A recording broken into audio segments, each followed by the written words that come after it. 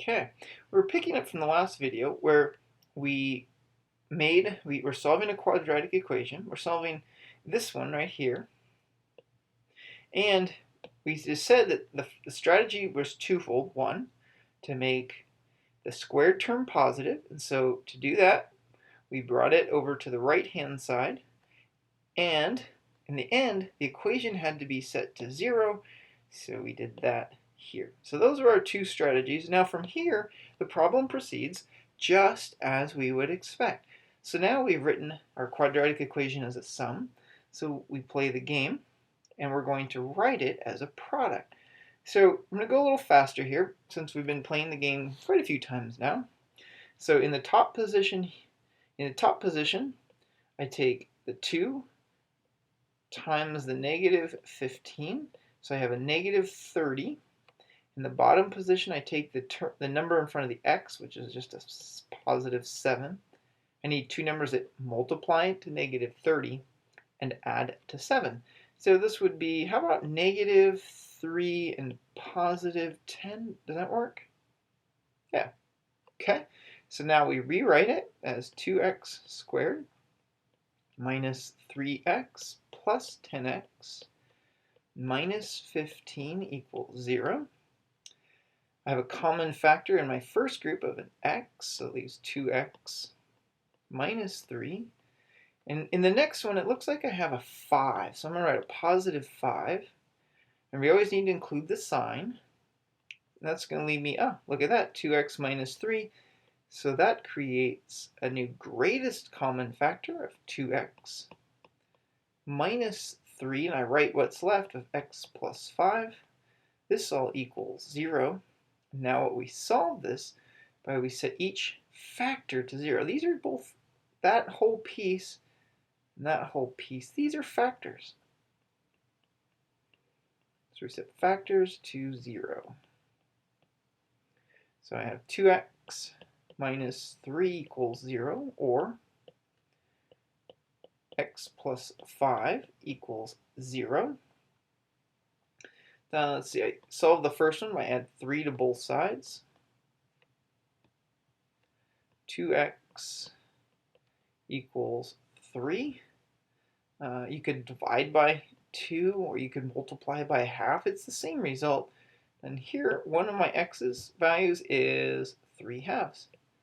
And on the other problem, I subtract 5 from both sides.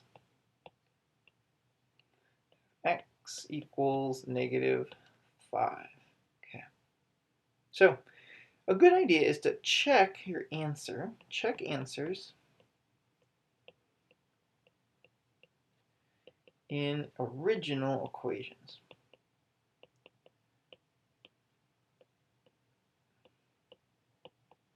And if you recall, our original equation was 7x equals 15 minus 2 times x squared. All right, let's try this. So we're going to check both of our answers, the 3/2 and the negative 5. So if we'll check the left-hand side, so I'll keep track. So this is a check x is 3/2. So I write 7 times 3 over 2. Multiply that, that's 21 over 2. Fractions, oh, okay, we can handle fractions. So now we check the other side, so I go 15 minus 2 times 3 over 2 squared.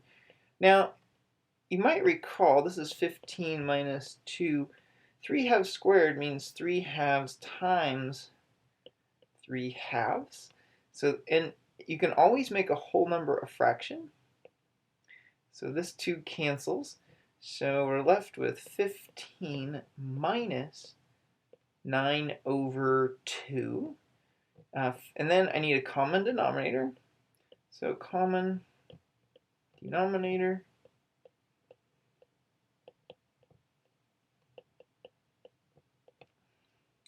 is 2. So this is 30 over 2 minus 9 over 2. So I write this as 21 over 2. Hey, and since we got we got this on the left-hand side, we got 21 over 2. On the right-hand side, we got 21 over 2. So we would say that this is a solution. So check. And then let's check our second answer of negative 5. So we do the same thing. So check x equals negative 5. So I have 7 times negative 5.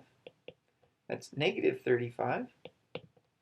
And if I put it in the right-hand side of the equation, it's 15 minus 2 times negative 5 squared. That's going to be 15 minus 2 times 25.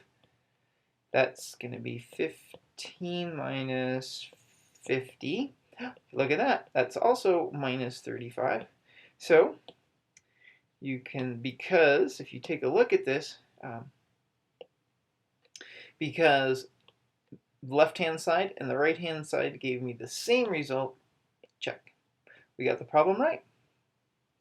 Hope that helps. Thanks for watching.